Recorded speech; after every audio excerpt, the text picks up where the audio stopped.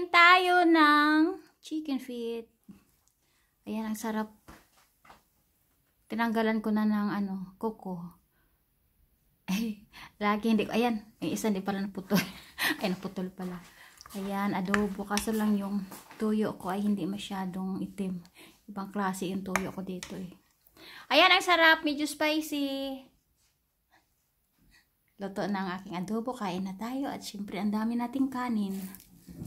Ayan, ang ating...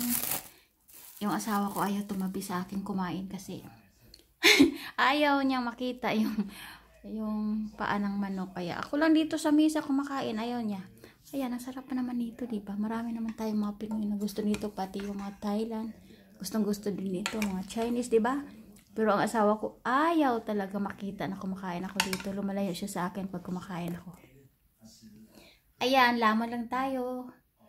Mukbang tayo ng chicken feet.